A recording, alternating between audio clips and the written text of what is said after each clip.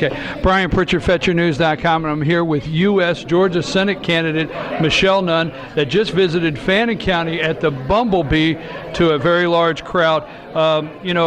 Ms. Nunn, you did have a large crowd here in Fannin County, and historically Fannin County votes about 76% Republican. How do you feel about the crowd you got all the way up here in Fannin County today? We feel great. We are reaching across in our message to Republicans and independents, and we're talking about the fact that we need more people who are going to work across party lines and get things done, and more collaboration and less gridlock. And I think that message is resonating, as we can see from a really great turnout and a lot of enthusiasm here in Fannin County.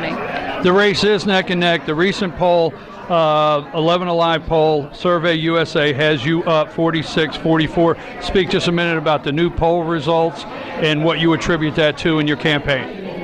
Well, I think it's the message that we've had, which is obviously focused on collaboration, getting things done that matter to people, putting, again, the partisanship aside. David Perdue, my opponent, has been, embracing the partisanship that I think is what's broken with Washington, and I think people are ready for a change. And, I think people are also comparing our records. I have 26 years of serving and making a difference in people's lives, and David, by his own words, has said that, he spent the majority of his career outsourcing jobs. So I think people are looking at the contrast and hopefully continuing to come our way.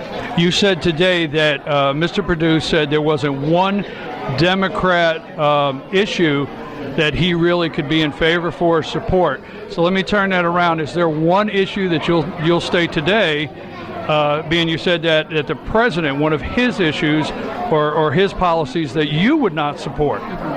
Yes, I'm happy to talk about what I think are some of the really good Republican ideas. It includes making sure that we're tackling our long-term debt, the kind of immigration reform that John McCain and Marco Rubio have championed.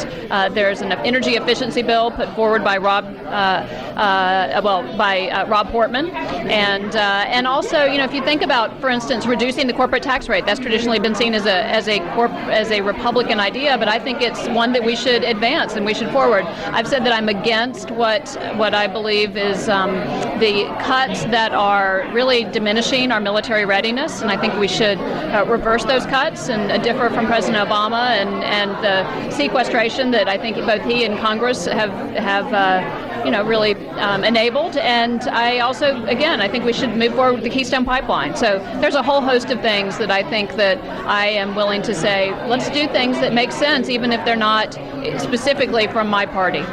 Okay, with the race being a dead heat, this would be my last question. With the race being a dead heat, the African-American vote is very important in this race and could put Democrat over the top. Recently, the Georgia Democrat Party released a flyer, a mailer, that has been what is said offensive nationally. It's getting a lot of attention concerning Stop the Next Ferguson, 2 young black children with their hands up, don't shoot. Obviously, you probably have seen it. Would you like to take the opportunity to denounce that or comment on that?